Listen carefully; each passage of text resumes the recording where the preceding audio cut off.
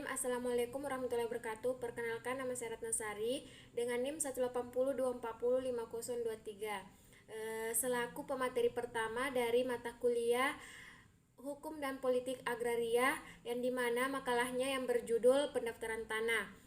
Adapun pemateri yang kedua yakni Saudari Sofia Kristina Mawisu, pemateri ketiga ada Reni, dan pemateri keempat ada Iga Mawarni, serta pemateri terakhir ada Saudara Jody Verniawan.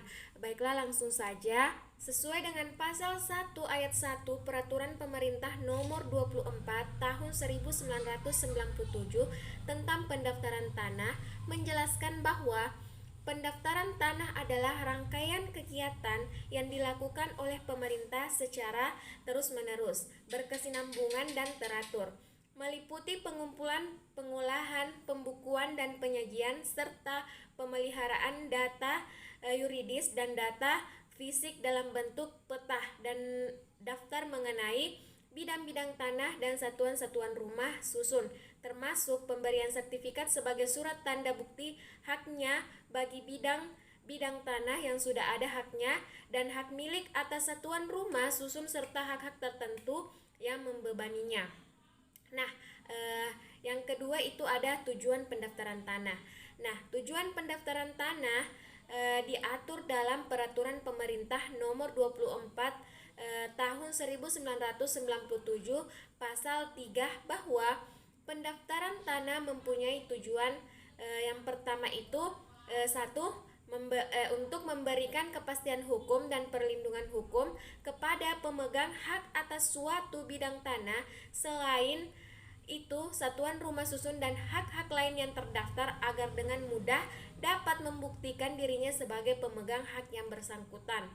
Nah, yang kedua itu untuk menyediakan informasi kepada pihak-pihak yang berkepentingan, termasuk pemerintah, agar dengan mudah dapat memperoleh data yang diperlukan dalam mengadakan perbuatan hukum mengenai bidang-bidang tanah dan satuan-satuan rumah susun yang sudah terdaftar. Adapun tujuan yang ketiga itu untuk terselenggaranya tertib administrasi pertanahan.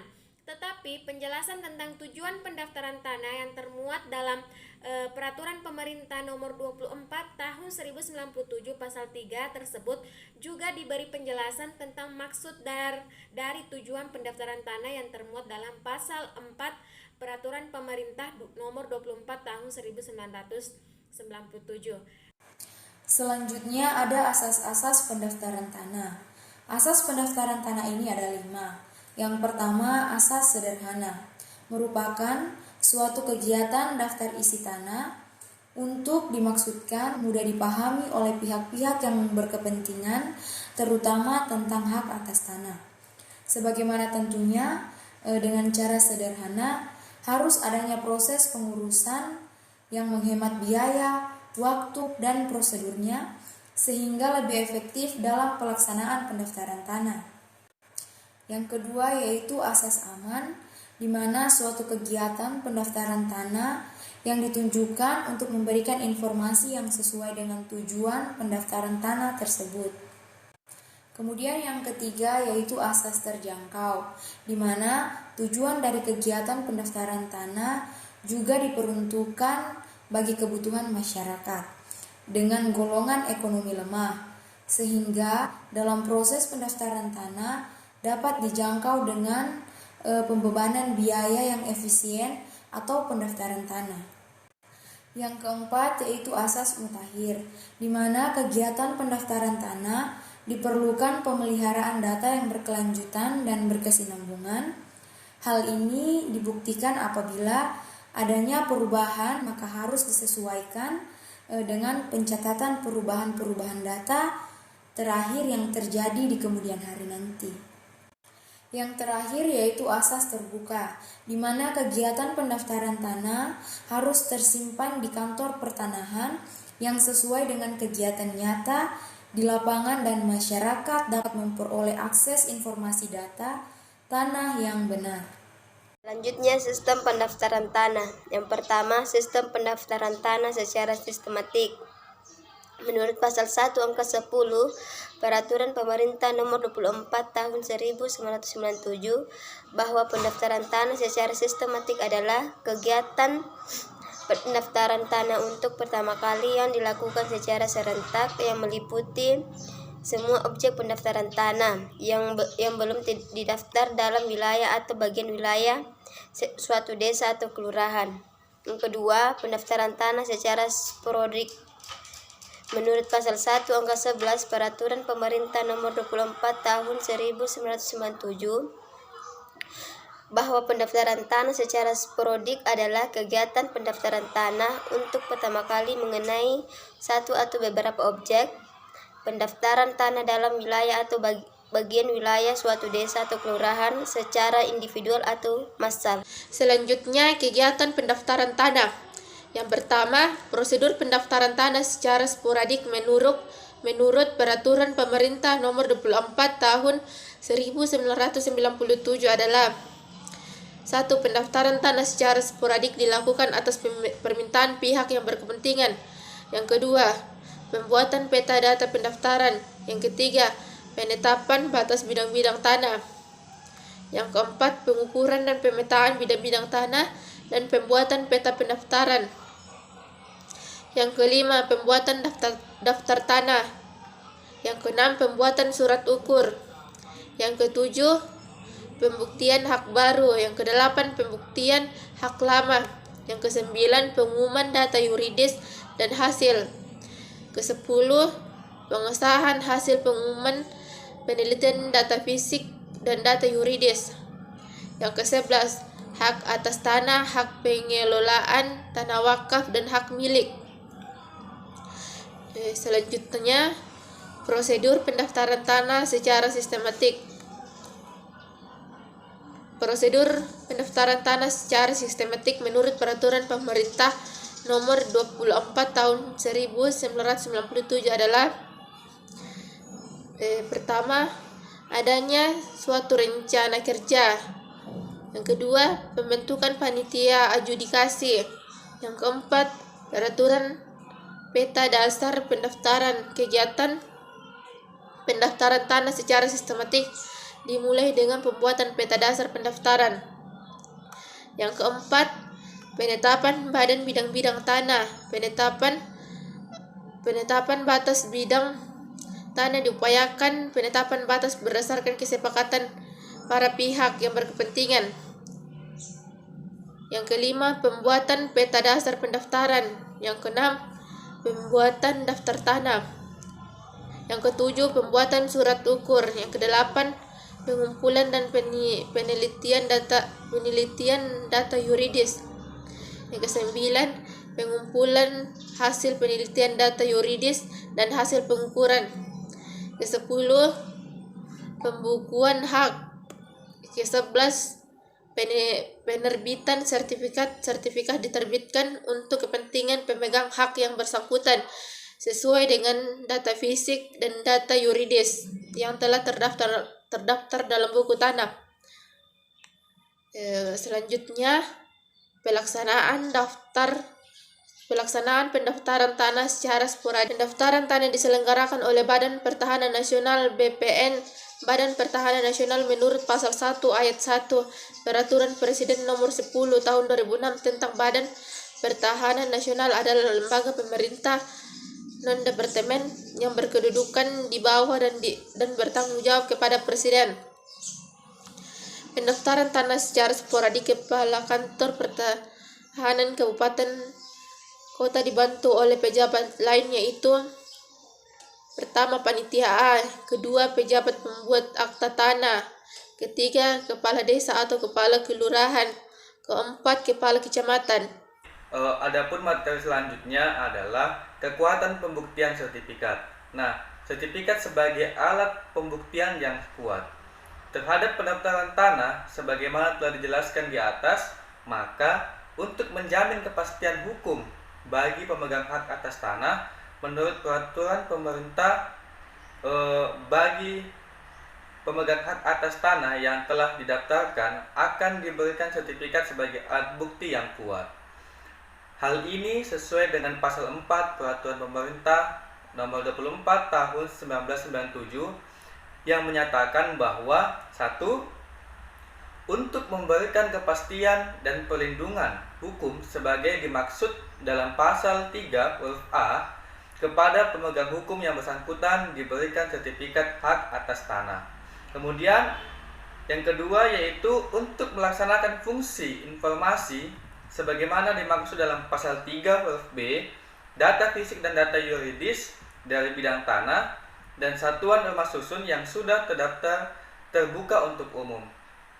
Yang ketiga yaitu untuk mencapai tertib administrasi sebagaimana dimaksud dalam pasal 3 huruf C, setiap bidang tanah dan satuan rumah susun termasuk peralihan, pembebanan, dan hapusnya hak atas bidang tanah dan hak milik atas suatu rumah susun wajib didaftar. Nah, adapun objek-objek pendaftaran tanah sebagaimana diatur dalam peraturan pemerintah tahun 24 tahun 9 dalam peraturan pemerintah nomor 24 tahun 1997 adalah 1. Bidang-bidang yang dipunyai dengan hak milik, HGU atau hak guna usaha, HGB atau hak guna bangunan, dan HP atau hak pakai. Kemudian yang kedua adalah tanah hak pengelola. Yang ketiga ada tanah wakaf. Kemudian yang keempat ada hak milik atas satuan rumah susun. Yang kelima hak tanggungan, dan yang keenam adalah tanah negara. Nah, khusus untuk tanah negara, pendaftarannya dilakukan dengan cara membukukan bidang tanah yang bersangkutan dalam daftar tanah dan tidak diterbitkan sertifikat atasnya. Sementara terhadap objek pendaftaran tanah yang lainnya dibukukan dalam peta pendaftaran dan buku tanah serta diterbitkan sertifikat sebagai suatu tanda bukti haknya. Nah, pendaftaran tanah ini sendiri diselenggarakan oleh Badan Pertahanan Nasional yang pada tingkat kabupaten atau tingkat 2 yang diselenggarakan oleh Kantor Pertanahan. Pendaftaran tanah oleh Badan Pertanahan Nasional ini merupakan wujud dari hak menguasai negara, dalam hal ini kekuasaan eksekutif. Nah, berhubungan dengan pendaftaran tanah dalam rangka menjamin kepastian hukum tersebut, maka kepada pihak yang berhak akan diterbitkan sertifikat sebagai bukti haknya dalam pasal 32 ayat 1 dan 2 Peraturan Pemerintahan nomor 24 tahun 1997 tentang pendaftaran tanah menyatakan bahwa sertifikat merupakan surat tanda bukti hak yang berlaku sebagai alat pembuktian yang kuat mengenai data fisik dan data yuridis yang termuat di dalamnya sepanjang data fisik dan data yuridis tersebut sesuai dengan data yang ada dalam surat ukur dan buku tanah hak yang bersangkutan. Nah, apabila suatu waktu terdapat gugatan atau tuntutan hukum di pengadilan atas objek tanah yang telah diterbitkan sertifikatnya tersebut, maka semua keterangan yang terdapat dalam sertifikat tersebut mempunyai kekuatan pembuktian yang kuat sepanjang tidak ada bukti lain yang mengingkarinya. Kemudian dalam menyelesaikan perkara di pengadilan, pembuktian merupakan tindakan yang dilakukan oleh para pihak yang mempunyai kepentingan dalam suatu sengketa sehingga diperoleh kebenaran yang memiliki nilai kepastian dan keadilan. Adapun alat bukti dalam perkara seperti dalam perkara perdata adalah bukti surat, bukti saksi,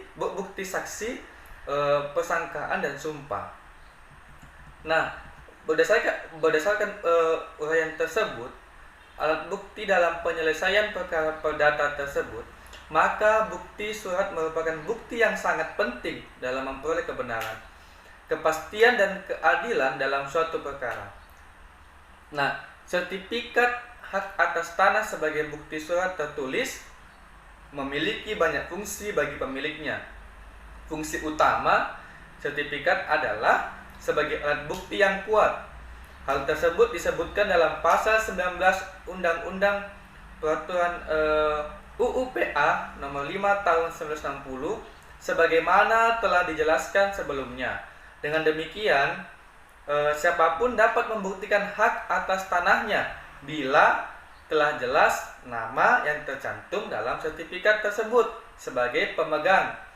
Dengan demikian, hal-hal yang dapat dibuktikan dalam sertifikat hak atas tanah tersebut adalah: yang pertama, ada jenis hak atas tanah, apakah hak milik, hak guna bangunan, hak guna usaha, atau hak penggunaan tanah lainnya. Yang kedua adalah pemegang hak. Yang ketiga adalah keterangan fisik tentang objek tanah. Kemudian yang keempat ada peristiwa hukum yang terjadi dengan tanah. Nah, di kalangan masyarakat awam, arti penting keberadaan sertifikat hak atas tanah sebagai bukti yang kuat apabila terjadi persengketaan belum sepenuhnya dipahami.